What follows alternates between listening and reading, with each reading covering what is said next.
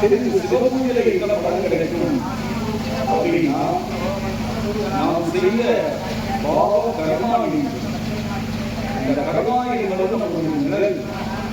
நம்ம எங்க போனாலும் அந்த நிழல் வந்துட்டே அதுதான் கர்மா. அந்த கர்மாணி என்பது நாம் செய்வது மட்டுமல்ல, நாம் பிறப்பிலிருந்து எந்த விதமான பாவங்களும் செய்யல, மனதிலிருந்து செய்யல அப்படின்னு நம்முடைய எண்ணங்கள்ல.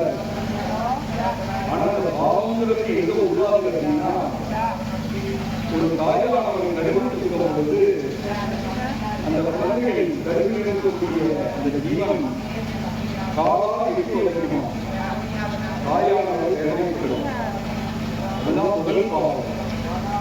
அதாவது நமக்கு பிறப்புக்கு முன்னாடியே அந்த பாவம் வந்து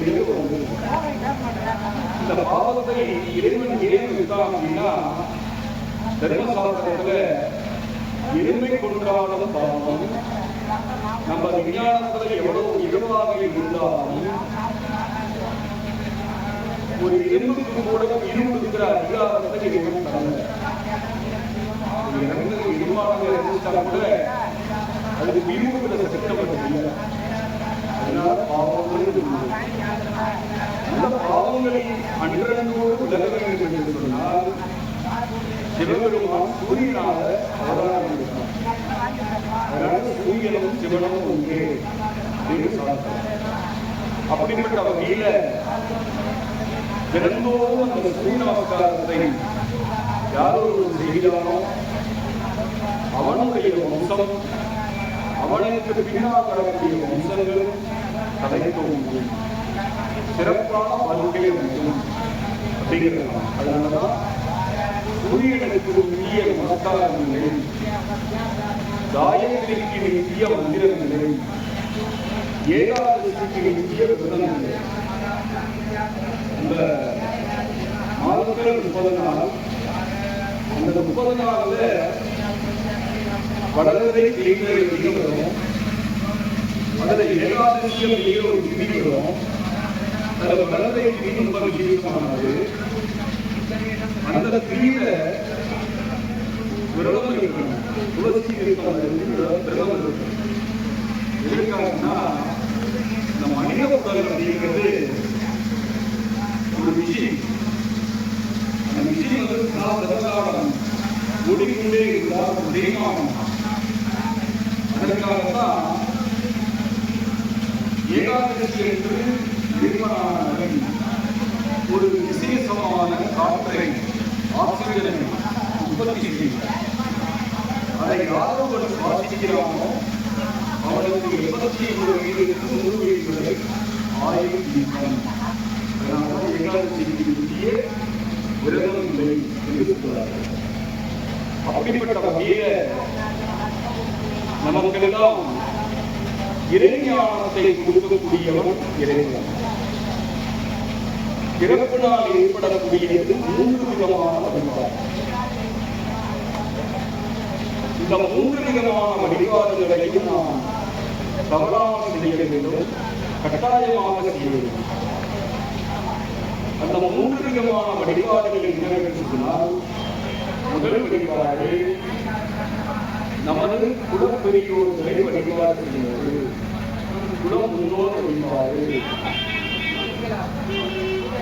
அந்த குலம் முன்னோருடைய ஆசைகள் இல்லாமல் எத்தனாயிரம் இல்லங்களை வழிபட்டாலும் அவைகளின் இப்படம் என்று சாஸ்திரங்கள் கொடுக்கிறது.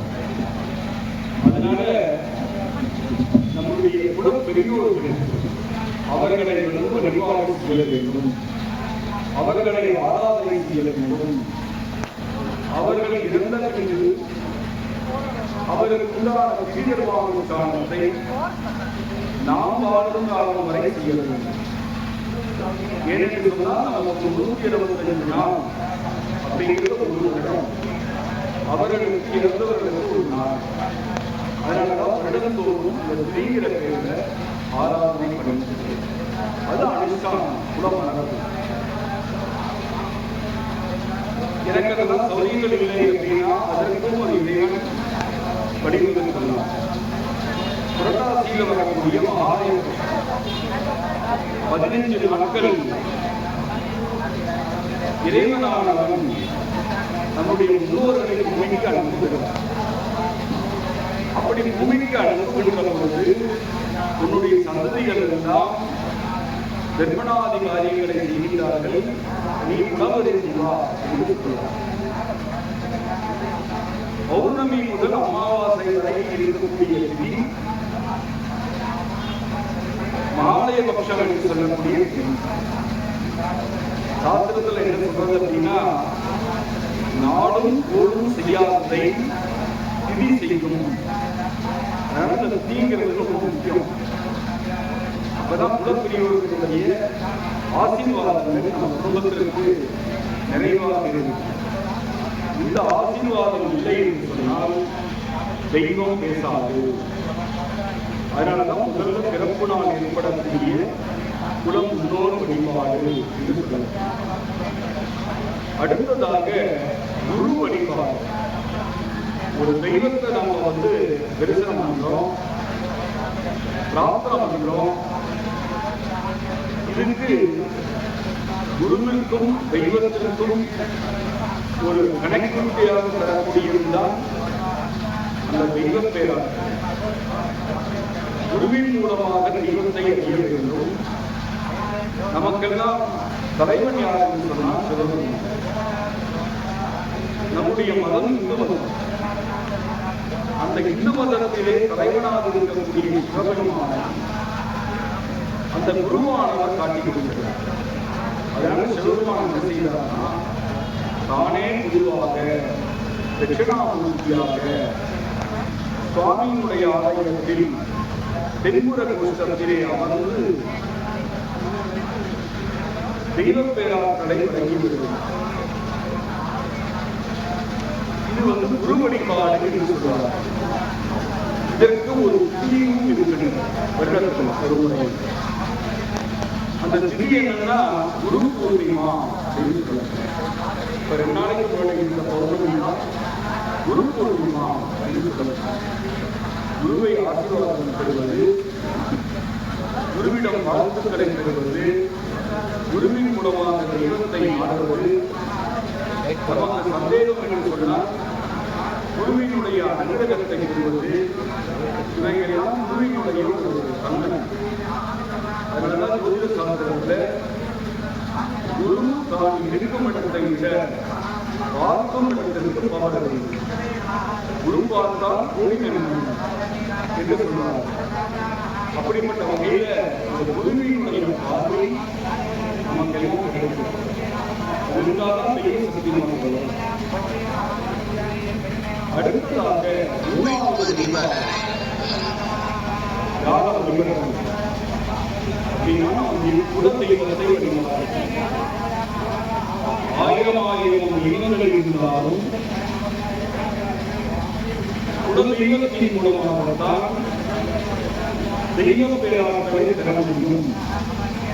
குலதெய்வம் இல்லாமல் நாம் எந்த ஒரு காரியமும் செய்யக்கூடாது. இது நாம் மட்டுமல்லாமல் நமது பரம்பரைக்கே உண்டான அனுசார விதியாகும். அப்படிப்பட்ட வகையில குலதெய்வம் குறைந்தபட்சம் மாதம் ஒரு முறை அல்லது வாரம் ஒரு முறை குலதெய்வத்தை வழிபாடு. அந்த குலதெய்வத்தினுடைய அருள் இருந்தால்தான் வம்சங்கள் கிடைக்கும், நல்ல குழந்தைகள் பிறப்பார்கள், பெயர் சொல்லக்கூடிய அளவிலே கல்விஞானத்தை பெறுவார்கள். இப்படியாக பலவிதமான தெய்வ ஆற்றலாம் இந்த குலதெய்வமாகும். அப்படிப்பட்ட அந்த தெய்வ ஆற்றலை பெறக்கூடிய இறைவனான சக்தியை இந்த கும்பாபிஷேகத்தினுடைய வாயிலாக நாம் அனைவரும் பெற்று பல்லாண்டு வாழ வேண்டும் என்று இறைவனை பிரார்த்தனை செய்து கொண்டு இதனுடைய தொடர்ச்சியாக மாலை இந்த கும்பாபிஷேகத்தினுடைய தாற்பயங்களை பதிவு செய்ய வேண்டும். இப்பொழுது திரவியாவுக்கு சொல்லக்கூடிய நிகழ்வான நடைபெறுகிறது. இந்த திரவியா பூமி என்பது சுவாமி சுவாமிக்கு 108 விதமான திவ்யங்களின் அக்னி யாகங்களை சமர்ப்பணம் செய்திருக்கிறார். அந்நிகழ்வினை தொடர்ந்து 8வது யாகங்களில் நிறைவு பெறும் என்பதை தெரிந்து கொண்டு உரையை பதிவு செய்வோம். ஆசிரியர்